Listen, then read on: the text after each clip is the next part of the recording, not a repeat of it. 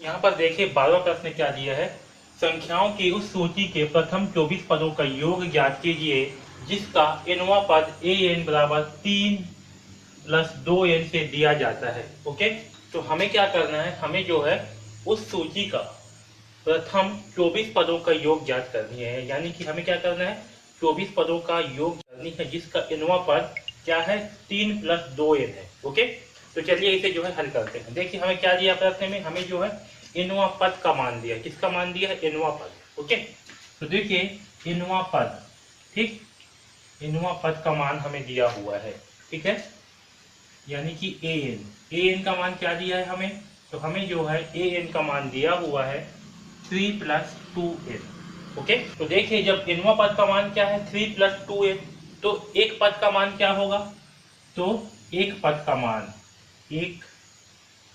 एक हुआ, या एक ही लिख देता हूं मैं, एक पद का मान। ठीक है, एक पद का मान यानी कि a1।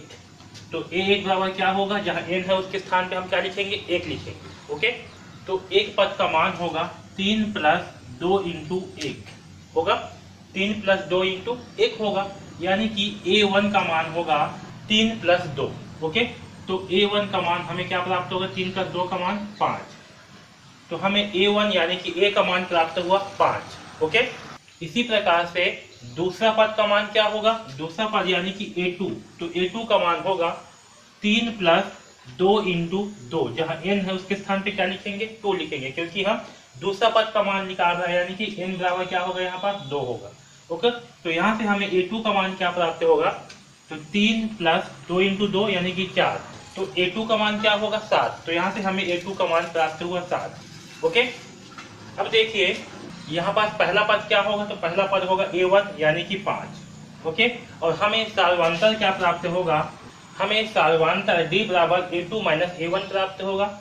यानी कि a2 का मान कितना है, तो a2 का मान है 7 माइनस a1 का मान क्या है 5, तो 7 माइनस 5 करने पर क्या प्राप्त होगा हमें, 2, यानी कि d का मान हमें 2 प्राप्त होगा।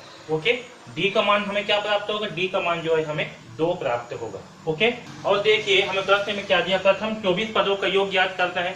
तो प्रथम 24 क्या होगा, हमारे पदों की संख्या। ओके, तो पदों की संख्या क्या दिया है प्रश्न में हमें, तो हमें जो है प्रश्न में पदों की संख्या यानी कि n का मान दिया हुआ है 24। ओके, देखिए n पदों का योग क्या होता है, n पदों का योग Sn बराबर होता है n/2 2a plus n-1 into D. Okay, तो हम इस फार्मूले में जो है हमें क्या करना है, 24 पदों का योग निकालना है।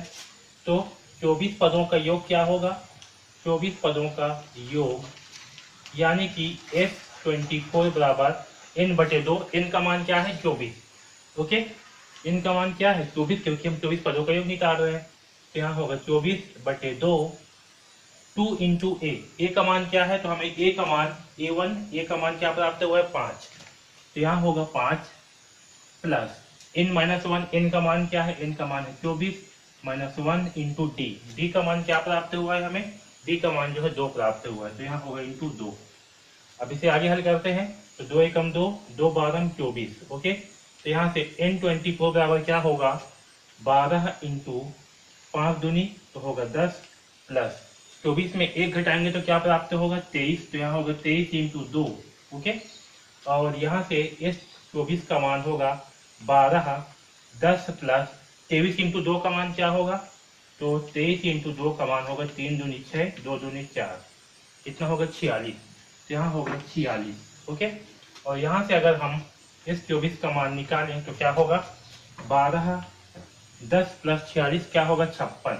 ओके, और 56 इंटू 12 का मान क्या होगा, तो देखिए 12 छंक 72 की 2 हासिल आएगा 7, 12 पंचे 60, 60 और 7 तो होगा 67।